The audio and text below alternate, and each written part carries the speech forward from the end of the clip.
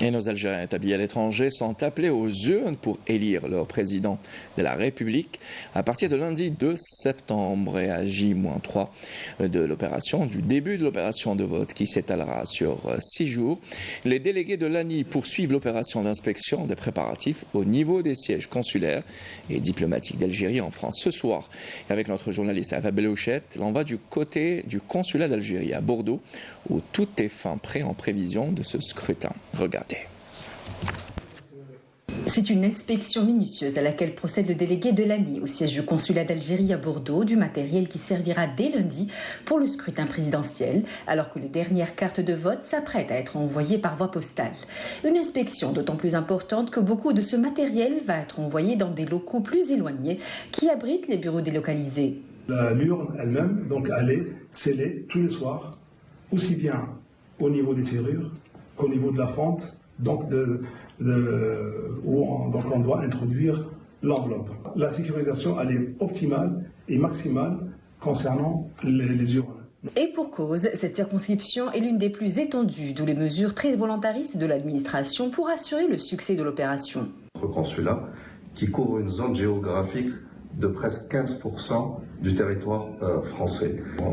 En concertation avec le délégué de l'ANI, on a décidé de l'ouverture de 14 bureaux de vote. Là, il y aura une nouveauté cette année. Dans les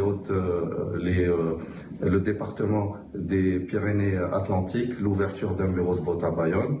Et ici en Gironde, nous avons aussi décidé d'ouvrir un nouveau bureau à Senan pour couvrir la zone nord.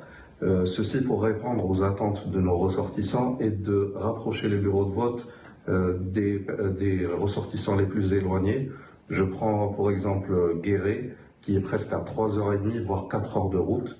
Donc on a décidé d'être plus proche d'eux et aller jusqu'aux populations les plus éloignées pour leur permettre d'accomplir ce droit constitutionnel. Mais c'est l'élément humain qui demeure le plus important puisque les bureaux de vote sont encadrés par des personnes de la société civile qu'il faut former au devoir de neutralité absolue et à la réglementation nationale.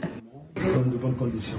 D'accord. Alors, le nom, prénom, date de naissance, le nom du père.